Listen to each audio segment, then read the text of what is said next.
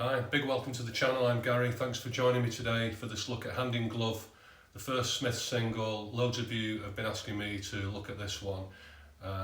So I've done that over the Christmas period. It's the normal Smith's version that we'll be looking at from the album and the single. So the thumbnail artwork, I just picked the Sandy Shore single because I like that artwork, but it's the ordinary Smith's track that we're looking at in this one. It's a nice song to play. It's fairly easy as Smith songs go. As always, we're going to zoom in, break each part down and look at it. It's really just a sort of arpeggio riff and then some chord changes in the verse, easy chords, but they're fairly quick changes, so that's probably the tricky bit with this song. If you're new to the channel, then I'm glad you found us and I hope you enjoy this, and if you do, then please give me a like, subscribe to the channel. And if you're a regular viewer, then I'm glad to see you back. I hope you enjoy this one. So let's look at Hand in Glove. Okay, there we are, and up close now. Hopefully you can see everything there. So standard tuning for this one, capo at the 2nd fret, in common with a lot of Smith songs, or you can tune up full tone. I wouldn't recommend that personally unless you're playing lots of songs like that. Johnny used to do it in the Smiths, but you can break strings that way. And if you're just playing all sorts of different songs, then it's just easier to capo up, especially for this one because it's all lower down the neck. Sometimes with this capoing, if the song is playing higher up the register, it makes it a bit harder with the capo. It moves it all up, and sometimes it might be better to tune your guitar or just play in standard tuning. Anyway, for this one, capo at the 2nd fret. So let's look at that first opening riff.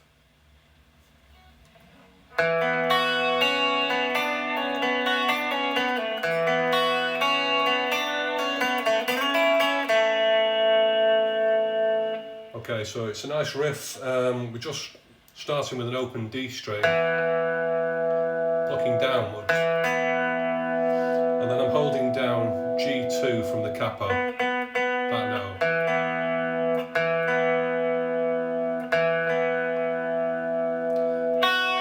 Then picking upwards an open 1st string, and then an open B string. So I'm only holding down G2 from the capo, that note.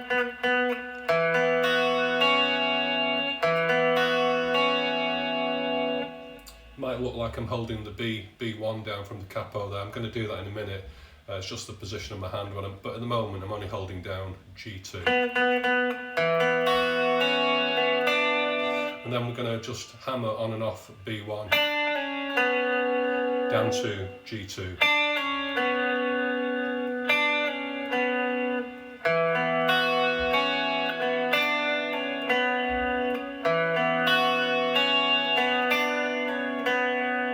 And then an open 1st string, and then another pull off on B1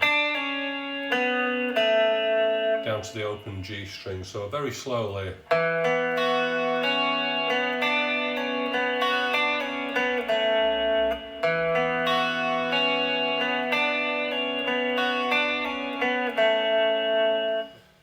So that's the first part of the riff. The second part starts the same, then finishes differently. I'll play through it and then we'll look at it. It sounds like this.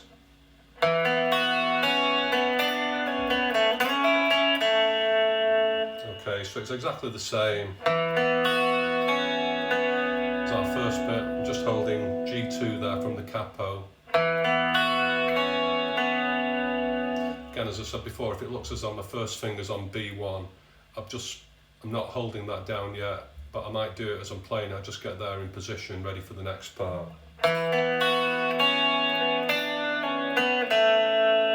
Down to the open G string, and then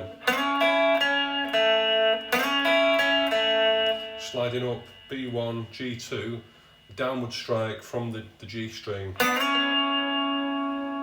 So my first finger's at the 3rd fret, 2nd finger's at the 4th fret from the capo. Striking it downwards, and then picking back up from the B string. And then just... So all together, really slowly from the top, we've got this. Both parts of the riff together.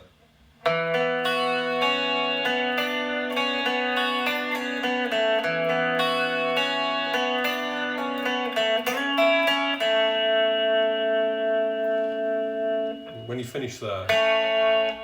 Again, I'm playing the G, I'm catching the B string as well. I don't think it really matters, it just fills the sound out slightly.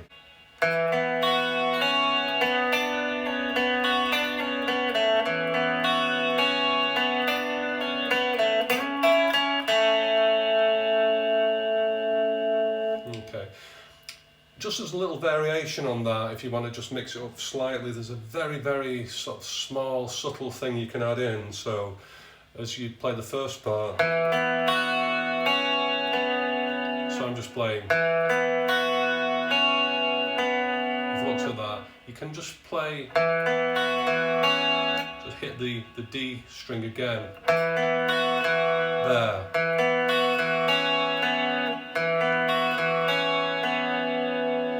But I don't think he does that every time. I sometimes think I hear that. That's how you would play it normally.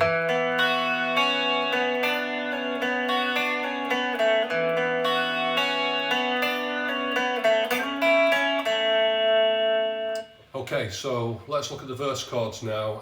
They're easy chords, but they change quite quickly in time with the lyrics, really. Quite quick changes, and that's probably the tricky part of this song. But I'll play through it and then we'll have a look. And it sounds like this.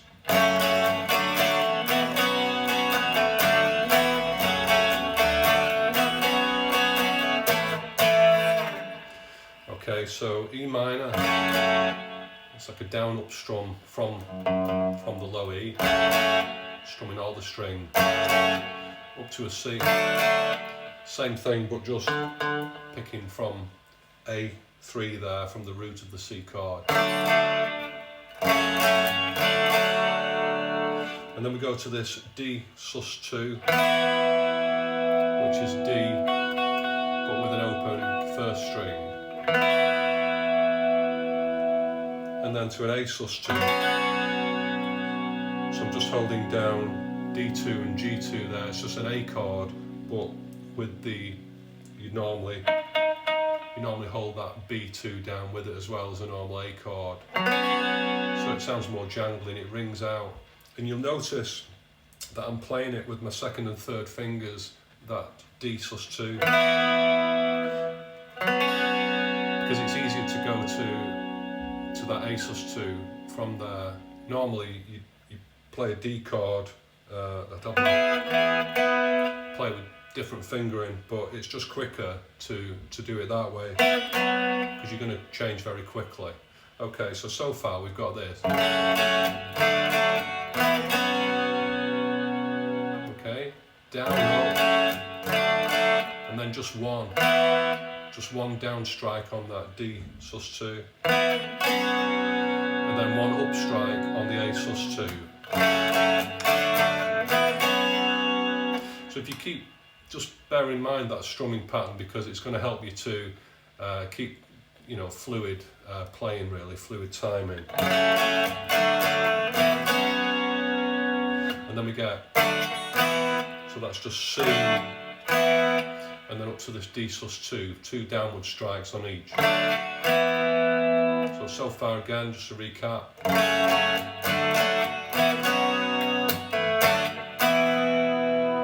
Okay, and then same again.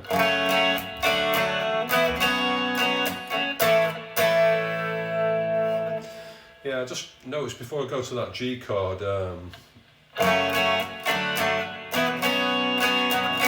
I just noticed I didn't even realise I'm doing it myself. I'm almost strumming on that A sus2 a little bit before we go into this.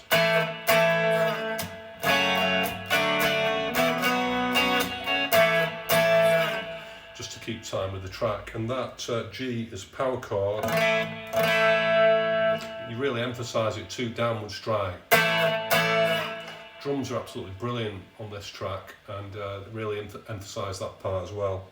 So I'm playing there with my thumb, I'm just catching the root G, and then I've got on the 5th fret from the capo there, A and D strings, open G string, and then I'm just barring across the B on the first string there, so you get this power chord.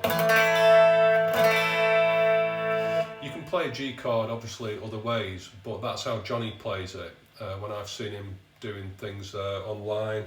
It sounds right. I think the open G, rather than like a G chord, I'd keep that note out of it. It sounds too nice, too happy. Instead you want this. So altogether, the chords.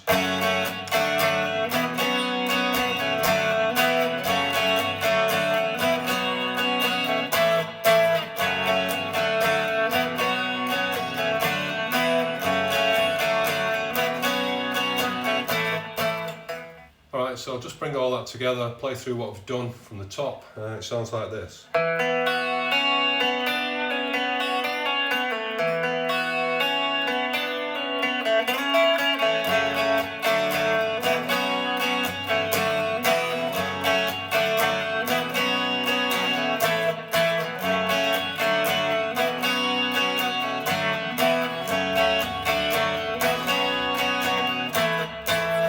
And the riff.